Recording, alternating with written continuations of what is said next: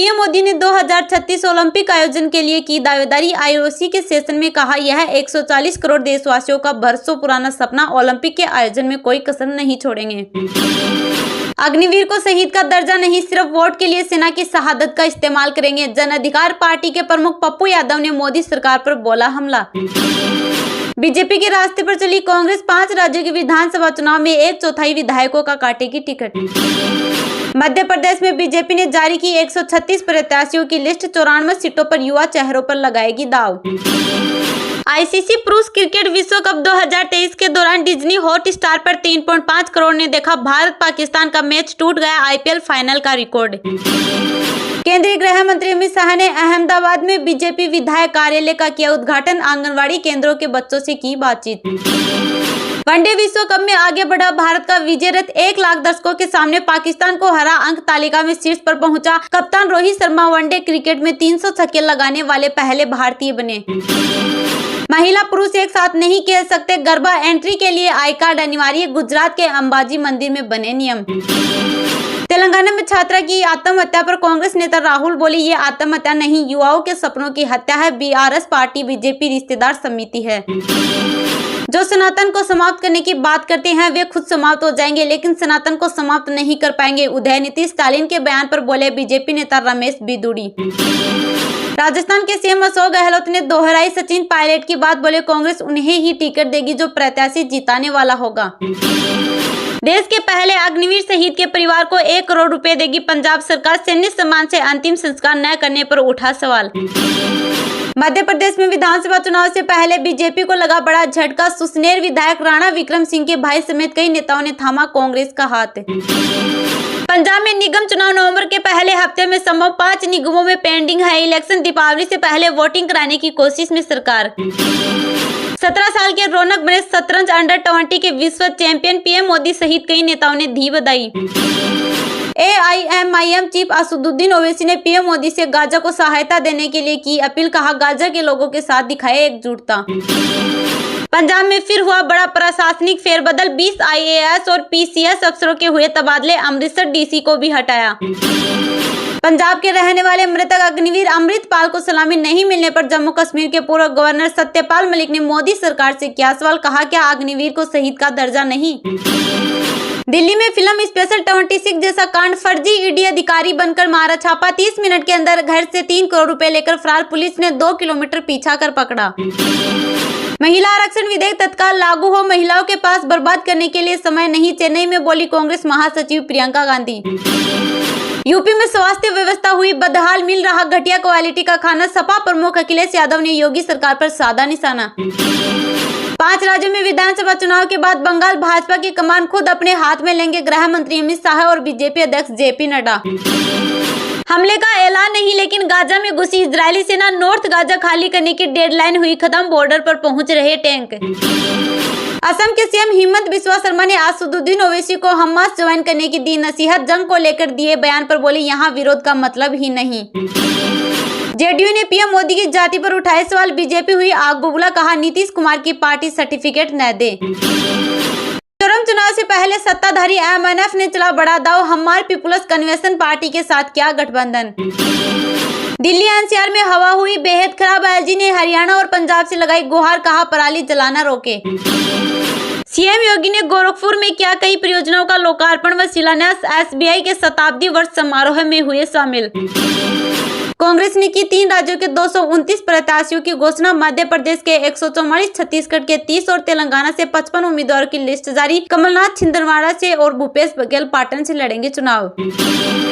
Laos की एक company ने ओडिशा के श्रमिकों को बनाया बंधक, पीड़ितों ने वीडियो बना सरकार से लगाई छुड़ाने की गुहार।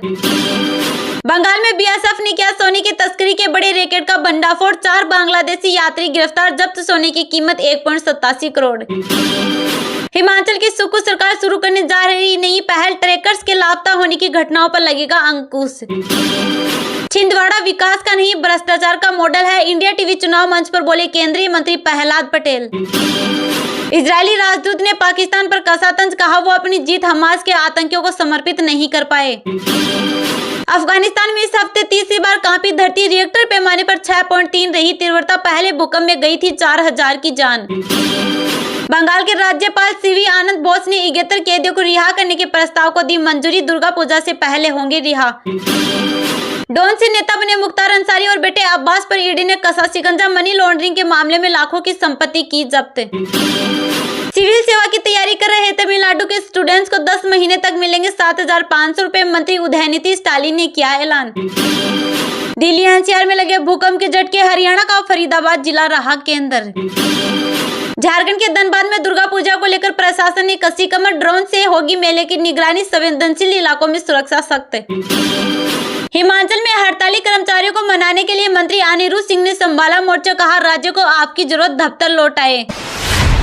केंद्रीय गृह मंत्री अमित शाह ने अहमदाबाद में बीजेपी विधायक कार्यालय का किया उद्घाटन। आंगनवाड़ी केंद्रों के बच्चों से की बातचीत। केंद्रीय गृह मंत्री अमित शाह ने नारायणपुरा विधानसभा के भाजपा विधायक जितेंद्र भाई पटेल के पार्टी कार्यालय का उद्घाटन किया। इस कार्यक्रम में मुख्यमंत्री भूपेंद्र पटेल भी मौजूद थे, जबकि कई भाजपा नेता और समर्थक भी मौजूद थे। गौरतलब है कि केंद्रीय गृह मंत्री ने अपने लोकसभा क्षेत्र गांधीनगर में आंगनबाड़ी केंद्रों के बच्चों से बातचीत की। आज मैं अपने लोकसभा क्षेत्र के आंगनबाड़ी केंद्रों के बच्चों के साथ एक गेमिंग जोन में गया। यहाँ बच्चों ने अपने पसंदीदा गेम खेलने का आनंद लिया। एक सांसद के तौर पर मेरा प्रयास है कि मेरा लोकसभा क्षेत्र के आंगनबाड़ी केंद्रों के बच्चों को वो सभी सुविधाएं और खुशियां मिले जो संपन्न परिवारों के बच्चों को मिलती हैं। अमित शाह ने ट्वीट में आगे कहा, इसके लिए उन्हें अच्छी शिक्षा और पौष्टिक भोजन उपलब्ध कराने के साथ साथ उनके बीच खिलौनों का वितरण और उन्हें गेमिंग जोन में ले जाकर उनका मनोरंजन करने के लगातार प्रयास किए जा रहे हैं। बच्चों की खुशी और उत्साह देखकर मैं बेहद अभिभूत हूँ। इस बीच अमित शाह ने भारत और पाकिस्तान के बीच विश्व कप मुकाबले को देखने के लिए गुजरात के अहमदाबाद के नरेंद्र मोदी स्टेडियम में दर्शकों के साथ शामिल हुए और शानदार जीत हासिल करने पर भारतीय टीम का उत्साह बढ़ाया। उन्होंने एक्स के जरिए टीम इंडिया को बधाई भी दी। उन्होंने आगे कहा, आप सभी ने दिखाया है कि एक समान लक्ष्य के साथ निर्बाध टीम वर्क हमारे देश के लिए कितना गौरव हासिल कर सकता है। विश्व कप 2023 जीतने की दिशा में आपके अथक प्रयास के लिए मेरी शुभकामनाएं। कांग्रेस ने की 3 राज्यों के 229 प्रत्याशियों की घोषणा। मध्य प्रदेश के 144, छत्तीसगढ़ के 30 और तेलंगाना से 55 उम्मीदवारों की लिस्ट जारी। कमलनाथ छिंदवाड़ा से और भूपेश बघेल पाटन से लड़ेंगे चुनाव। कांग्रेस ने मध्य प्रदेश, छत्तीसगढ़ और तेलंगाना में अगले महीने से होने वाले विधानसभा चुनाव के लिए 229 प्रत्याशियों की पहली लिस्ट जारी कर दी है। इनमें मध्य प्रदेश से 144, छत्तीसगढ़ से 30 और तेलंगाना से 55 उम्मीदवारों के नाम है। कांग्रेस ने पूर्व मुख्यमंत्री कमलनाथ को पार्टी ने छिंदवाड़ा से टिकट दिया है। सीएम शिवराज सिंह के खिलाफ बुतनी से विक्रम मस्तल को उतारा गया है। मस्तल ने 2008 में आई रामायण में हनुमान का किरदार निभाया था। छत्तीसगढ़ के मुख्यमंत्री भूपेश बघेल को उनकी परंपरागत सीट पाटन से और डिप्टी सीएम टीएस सिंहदेव को अंबिकापुर से प्रत्याशी बनाया गया है। मध्य प्रदेश विधानसभा चुनाव के लिए कांग्रेस ने अपने उम्मीदवारों की पहली सूची जारी कर दी है। इसमें 144 सीटों पर नामों की घोषणा की है। कांग्रेस ने अपनी पहली लिस्ट में पुराने चेहरों पर दाव लगाया है। कांग्रेस ने मध्य प्रदेश की 230 सीटों में से 144 पर नामों का ऐलान किया है। 86 सीटों पर ऐलान बाकी है। छत्तीसगढ़ की 90 सीटों में से 30 सीटों पर नामों की घोषणा हुई है। यहाँ 60 सीटें बाकी हैं। तेलंगाना में 119 सीटों में से 55 पर प्रत्याशियों के नाम का ऐलान हुआ है। अभी यहाँ 64 सीटें पर नाम आना बाकी है। कुल मिलाकर तीनों राज्यों की 210 सीटों पर अभी प्रत्याशियों के नाम का ऐलान अगले कुछ दिनों में होने की संभावना है।